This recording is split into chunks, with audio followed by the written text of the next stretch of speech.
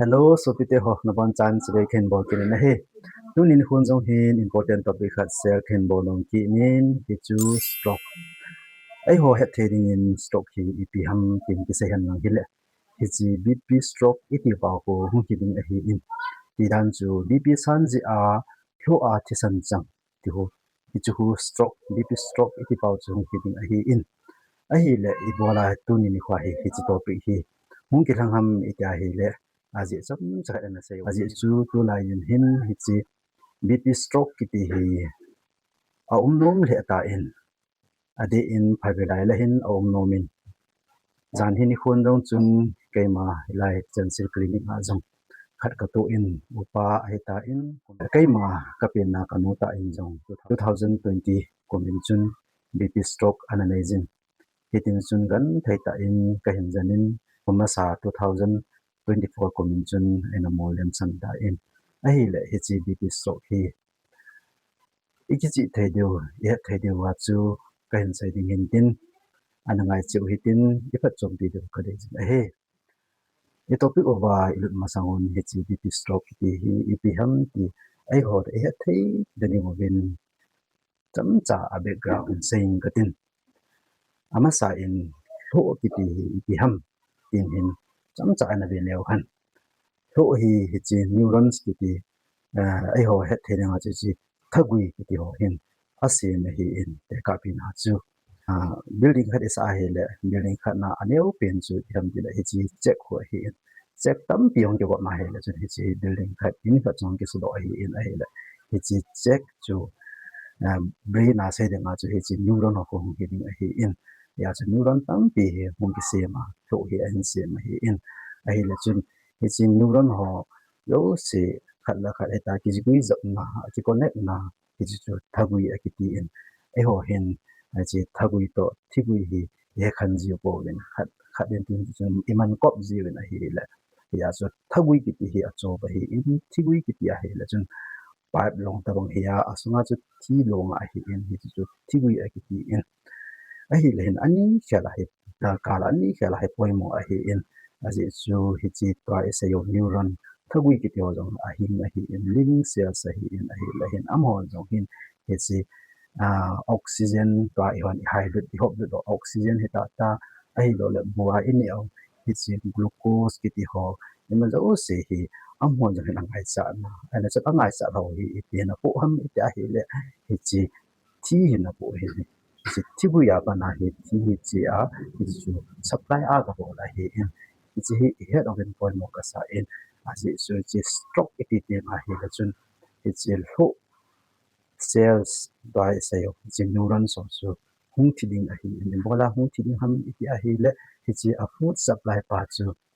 hung boiding a hi in iti boiding ham iti a le ni om thejin a khat na chu hi chi pipe long a thigui pa chu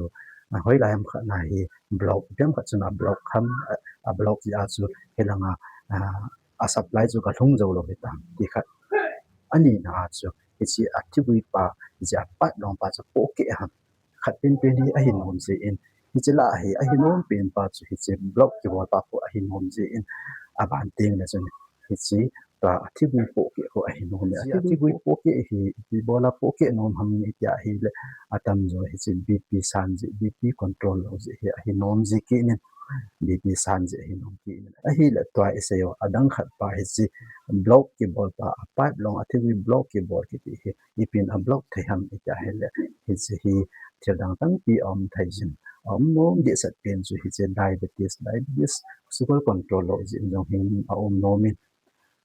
ai la chun ani na chu thau ji obesity judon ji a hi lo le tum chep ji hi cho ji hin nomin ai lo he la chun dung chang na ji ham tem pa ja chu hi chi fat so thau pi ho hin hi chi chui chu a block ji a hi le helanga supply din pa chu gom the ta ha he ta chun helanga neuron city ho brain cells it also tizi a hi in chu stroke a ki in a hi le tu na e sei no pe no chu hi cha ho chu a hi po in iti het khan thei ham iti beidam cha a het do a aphatcha ki jan ne ham ti pa hi i sei nom pe no chu a hi in jin jong hilai a hen cha khat ka semin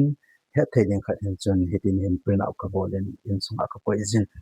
hilaya hin akiji in be fast akiti in kichi hu abona akodo umso ke ya hi in be hu ipise naham be hu ipise naham saina akodo aboni no mi chu aboni ipise naham ti chu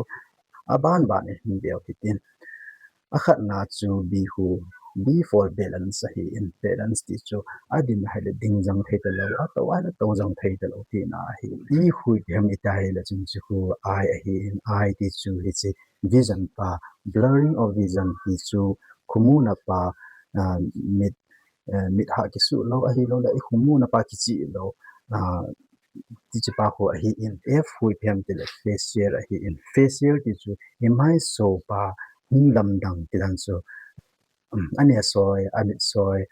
ana soi hung ti ding hung hitan den ti dan chu hitia khom ham ane a mai la ta kha am ham amit lang ta khom ham langkhat asin thia langkhat sing thei te lo a mai ane soi jo hu hum hi tan tin f hu ai la chun e hu I piam ti la a ma hi in am ti chu khu hi a hi in lang pa hem lang pam a khut langkhat dam mo ta khut I dam sa he la dam zo ta lo a khut langkhat a tha bei le es hu I pi ham ita la speech chu ham pa ko a hin a ham dan ki su ta lo a lei lom ti na hong hitan tin aban la I hu pi ham ti la time ti chu phat hi in ti hi Apoimo in as it chu I pi ham ta hi la hin Aphatcha Kijen lo Aphatcha hospital I lo wa hi a hi la hin which is stroke ya hi boina ida thong khat su ki tu thai a hi in thiyong ki thi thai a hi in idam ta I hin do a hi jong le masanga to ki bang zo to lo ding ti dan chu albai khut le kyang thasam al ham dan pau dan ki su lo ti hotam ki hu hum thai ding a hi in ti da chu tai hi pha hi Apoimo in a hi la chun pha hi chana Apoimo mi ta hi la hin dan chu stroke zo apa na hi minute khat zo si la hin hi chu brain cells it neurons it ho hi 1.9 million neurons ti ho hi atiji in dan chu minute khat si la hin 1.9 million neuron ho hi tiji a hi ta in aji chu hilanga a food supply pa oxygen supply pa chu hi thei te lo a hi in block ki ball ham hi lo la po za ham khat ai ta ai a so supply mo lo khana chu hi chi brain cells ho hi chi neurons ti ho thasu ti ho cho ya bona o la hu chi a hi ta in a hi la chu cho ya ti ka chu nung thei te lo ding a hi ya chu phat ki ya pa ko mo hi in thawat ki hiutin hali chi chi hello poya poimo hi in Aphatcha he do a ni chun stroke Aneithei anei lo ham ti chu chikit le chun Aphatcha hospital do ya poya poimo hi in hidin chin tha sai ki ning katin bi hu balance hi in balance ti chu ding jang thei te lo to jang thei te lo along bai ti hu hiding hi in I hu I pm ti le chu I hi in humu na kichi ta lo blur ta gau phul phul ta ti ding hin tin f hui thiam chele facial ti mai ha ma hele ane soi akam soi alai soi amit soi ki ho to hong hi hin tin e hui thiam ti la am ti chu a khut tha bai a khut dam zo ta lo a khut sim zo ta lo a keng tum zo ta lo din zo ta lo ilang ko hin tin ai la chun es hui ham ti la speech ti chu alai lom thu sei ta lo thu a sei a hang la chun a chang amo ke ta lo ti a ki ta la chun time a hi la chun hi ji stroke pa hi pi jam thai ham ti pa chu chang cha jang chu ne sei ta win a hi la ti chung chu na chu I het diwa ka dai ki khat chu hi chi bp cha hu a hi in bp ti chu blood pressure ti chu pa hu control jing angai jin ya chu anoya yang ni blood pressure is na pana chu is chan chu sang ham ida chan chu normal ham ti yang ko ka ji do in screen a hin ta dot ki in ka tin hon jong hi tabang cha hi ina ki si mon nang ade a in sunga ti sinai ho a hi la hi le bp nei jing ni ho chukit le Apoimo di sa chu hi ji diabetes nei ho hi in long chang na nei diabetes nei ho hi in chu koiho khat chun hi tabang tai sei ho lim so mel so ho a hin nei kha hin stroke a hi ta chu a kin la kin a hospital lo ding hi in hi chu Apoimo a hi in la chu hi tabang cha thi in sunga ki sin se a kil chi a het chi angai jin chu ki in sunga long hi kam hi cha roi ki koya ki ta ding a hi in chu hi chu khat chu ai ho ding a life saving khat so min ding a hi in ebola hi chi kan sei khal khal ham mi ya hi le hen cái mà experience ayam chu kanu hi 2020 chu hi in la Kojina hi chi BP stroke hi anaya hi chu akam alei lo ma chu a ai ta in ai hen to te ho om bom bi ho chun a he po ben am ho chun kaw bo thil bol a hi sa wen hi ja chu tui a chop mun a kut a keng a me on pon a sil bi on dak sa kha de ham ta lum chu bo lo hi in a hi le chun a ke yong chu in ko the yo in he sa the yo hi in a hi na ai su boi num lo je num chu hin tin ai he sa ta bo ben a pe pe nen chun azing jing ko wa vai lang in chun in he sa ta ben hi le he jing chun ana vai ge ta in kanu chu abang phat jen chun a stock chu alen de po in a hi le he jin chun operation ki te brain surgery ti ho ima zo angai po in hi tin chun cham khat lo in ahong phata in a hi wangin masanga to abang tapo in akhut ake mathala samin ata saki khat lang hi paralyze hi ta in hi tin chun gan thei ta in a hi min ki hon jong gan thei ta in ha sa ta in ka hin jan obin hi ja chu hi chi ki wa ka tu khao ai lo ai le ni jan pa di tu kha ni mo chi stroke nan na pa hi awareness he thei di wa chu ka hin sei hin tin